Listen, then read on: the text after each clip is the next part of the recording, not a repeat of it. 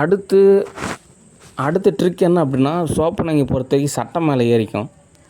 அதில் ஃபுல்லாக சார்ஜ் ஆகிக்கும். அதுக்கப்புறம் பட்டர்ஃப்ளை அட்டாக் செய்யும். இதுதான் அதோட ட்ரிக்கே. ஓகே.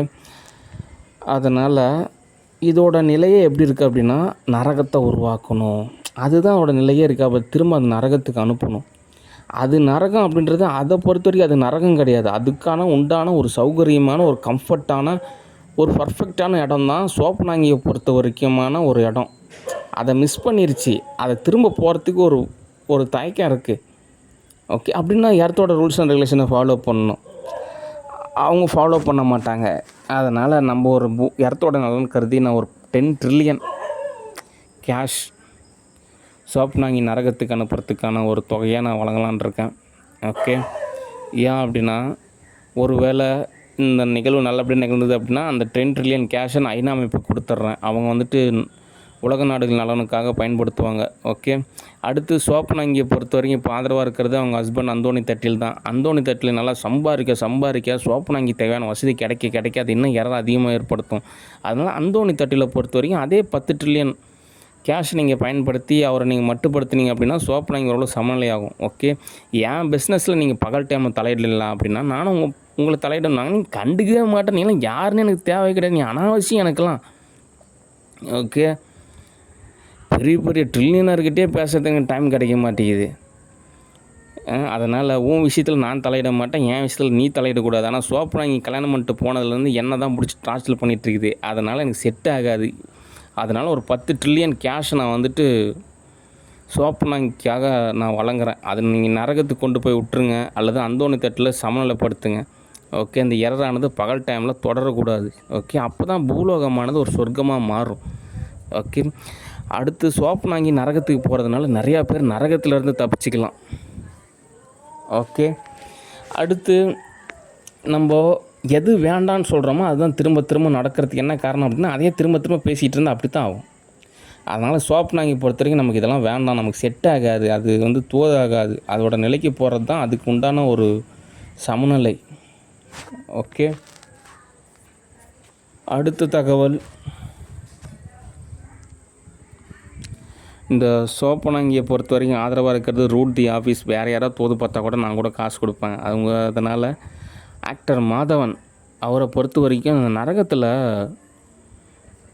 அவர் ஒரு ஆசிரியர் குழு மாதிரி அவருக்கு உண்டான ஒரு ஜாப் வழங்கப்படும். ஓகே. அதனால் ஆக்டர் மாதவன் அவர்களே, நீங்கள் சோப்பனாங்கி என்னன்னு கொஞ்சம் கவனிங்க. அதே மாதிரி இந்த ரூட் தி ஆஃபீஸ் இருக்குது, அதையும் கொஞ்சம் கவனிங்க. ஓகே. நீங்கள் ஒரு வேளை இந்த ப்ராஜெக்ட் சக்ஸஸ் பண்ணிட்டீங்க அப்படின்னா உங்களுக்கு கேஷ் வழங்கப்படும். ஓகே. சரி, நான் உங்களை திரும்ப கூப்பிட்றேன். ஓகே. சரி, அடுத்த தகவல். அடுத்து ஒரு 40 லட்சம் பேருங்க அப்படியே வரிசையில் நிற்கிறாங்க. ஒருத்தர் மாற்றி ஒருத்தர் கேள்வி கேட்டுக்கிட்டே இருக்காங்க. எப்படியும் பதில் சொல்கிறதுக்குள்ளே பாடுபடுற மாதிரி இருக்கும். அப்படின்னா தான் சிரமம். அப்படிலாம் ஒன்றுமே கிடையாது. யாரோ ஒருத்தர் தான் ஏதோ ஒரு கேள்வி ஏதோ ஒரு சூழ்நிலைக்காக வந்திருக்காங்க அப்படின்றப்ப அவங்க பதில் சொல்லிவிட்டோம்னா வேலை முடிஞ்சுது, அவ்வளோதான். சரி, அந்த வகையில் என்ன கேள்வி யார் அப்படின்னா, ஒரு சில மாதங்களுக்கு முன்பாக இந்த பயோவிஸில் கீர்த்திகா அப்படின்ற ஒரு நபர் நான் மீட் பண்ணேன். அவங்க எப்படி இருக்காங்க, எந்த மாதிரி நிகழ்வில் இருக்காங்க, எந்த வகையான உணர்வு நிலையில் இருக்காங்க அப்படின்றதெல்லாம் நம்ம சொல்கிறதுனால சுவாரஸ்யமான ஒரு காதல் நிகழ்வு, சுவாரஸ்யமான ஒரு சமுதாய நிகழ்வு, சுவாரஸ்யமான ஒரு நகைச்சுவை இணைவு அப்படிலாம் கான்செப்டே கிடையாது.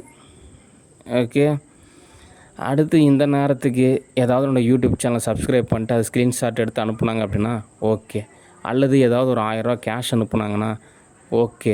அல்லது ஏதோ நேரில் ஏதாவது வந்துட்டு ஒரு டிஷ் ஏதோ சமைச்சு கொடுத்தாங்கன்னா ஓகே. மற்றபடி இந்த ஒரு பப்ளிசிட்டிக்காக ஒரு லவ் ஏற்படுத்திக்கிட்டு அதில் ஏதோ அப்படி போட்டிக்கிட்டு இருக்கிறதுன்றது சரி கிடையாது. அடுத்து இந்த சோப்பனாங்கி கூட பார்த்திங்கன்னா தற்சார்பு அங்கீகாரவியல் அப்படி கிடையாது.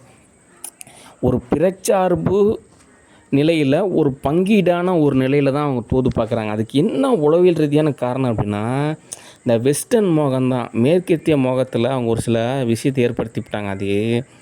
அதில் ஒரு மார்க்கெட்டிங் இருக்குது. என்ன அப்படின்னா லைக்ஸு, இன்ஸ்டாகிராமு, இந்த ஒரு சில ஆப்ஸ் எல்லாம் இருக்குது. அந்த ஆப்ஸில் வந்து பார்த்திங்கன்னா ரீலு, அதுக்கப்புறம் இந்த லைக்கு இந்த மாதிரிலாம் கான்செப்டில் அவங்க அப்படியே அதுதான் லைஃப் அப்படின்ற மாதிரி அமைச்சிருக்கறனால ரியாலிட்டியான ஒரு நிலை அவங்களுக்கு புரியல. அவங்கள பொறுத்த வரைக்கும் ஒரு லைக்ஸ் வேணும், அந்த லிங்க்ஸ் அதாவது அந்த செல்ஃபி எடுக்கிறதுக்கு அந்த லைக்ஸ் வேணும் அப்படின்றதுக்கு நிறையா விபரீதமான நிகழ்வுகள் நிகழ்ந்து நிறையா பேர் இறந்து போடுற மாதிரியான சூழ்நிலையெல்லாம் நிகழ்ந்துருக்கு. அதெல்லாம் மேற்கத்திய மோகம், அதெல்லாம் தோதாகாது. ஓகே, எனக்கு பார்த்தீங்கன்னா நானே ஆப்ஸ்லாம் க்ரியேட் பண்ணுற மாதிரியான ஒரு நிலையில் இருக்கிறனால எனக்கு அந்த யதார்த்த நிலை என்னன்றது எனக்கு தோதாகுது. ஆனால் மற்றவங்களுக்கு அப்படி கிடையாது. அதனால் சும்மா ஒரு லைக்ஸுக்காக என்ன பிரயோஜனம்? ஒரு பிரயோஜனமும் கிடையாது. ஓகே, அதனால் இப்போ யதார்த்த ரீதியாக இப்போ எனக்கு ஒரு துணை கிடைச்சா நல்லா தான் இருக்கும்.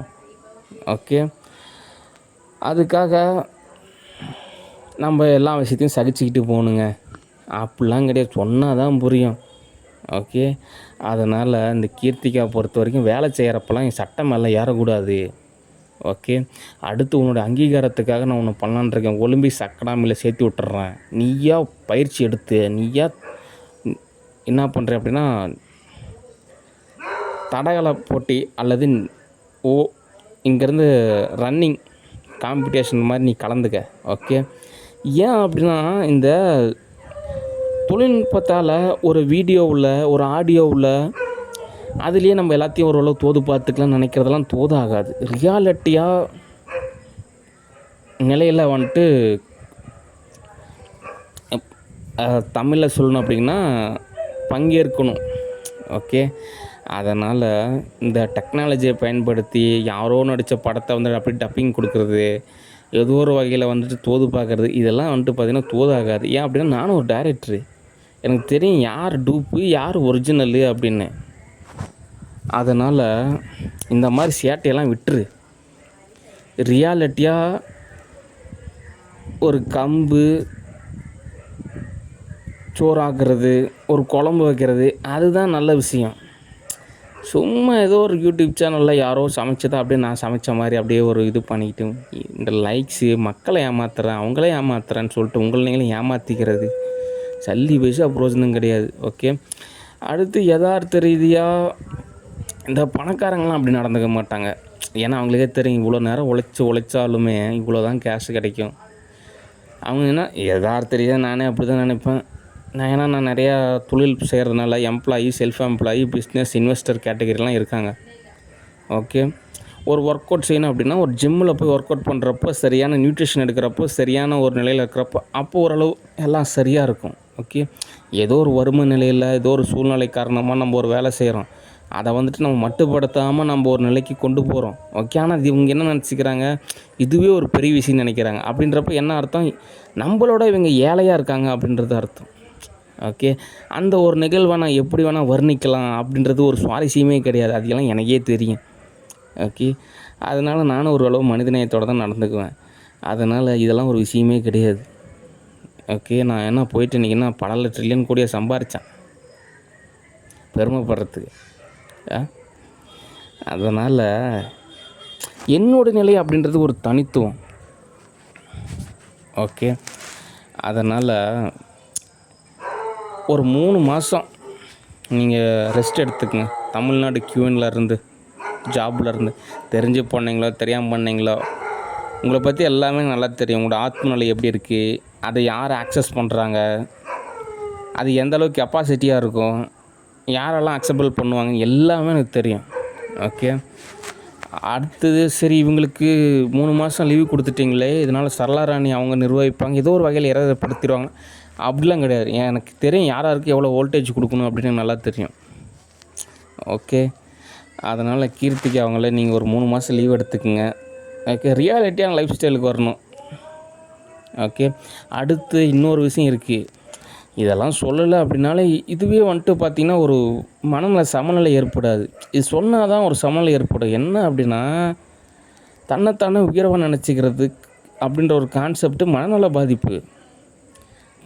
தன்னைத்தானே உயர்வாக நினச்சிக்கிறது நல்ல விஷயந்தான். ஆனால் அதே சமயத்தில் மற்றவங்க மேலே பக்தி இருக்கணும், ஒரு பணிவு இருக்கணும், ஒரு பண்பு இருக்கணும். அப்போ தான் வாழ்வானது ஒரு உயர்வான ஒரு மேன்மை நிலையை நோக்கி நகரும். ஓகே, அப்படின்னா அந்த இடத்த பொறுத்த வரைக்கும் மனுஷங்க மட்டும் கிடையாது, இங்கே நிறையா நிலையில் உள்ளவங்கெல்லாம் வாழ்ந்துட்டுருக்காங்க. ஓகே. அப்போ அப்படின்றப்போ ஒழுக்கம் அப்படின்றது மிகவும் அவசியம். ஓகே. சரி, இந்த நேரத்துக்கு வேறு ஏதோ ஒரு நல்ல விஷயம் பேசுகிறது அப்படின்றது எவ்வளோ தோதாகும். சரி, நான் என்ன தகவல் சொல்லியிருக்கேன்னா, எதெல்லாம் செய்யக்கூடாதுன்னு சொல்லியிருக்கேன், எதெல்லாம் செய்யணும்னு நான் சொல்லியிருக்கேன், அதான் ஃபாலோ பண்ணணும். ஓகே. சரி, நானே தோதாகிறப்போ கூப்பிட்றேன். ஓகே.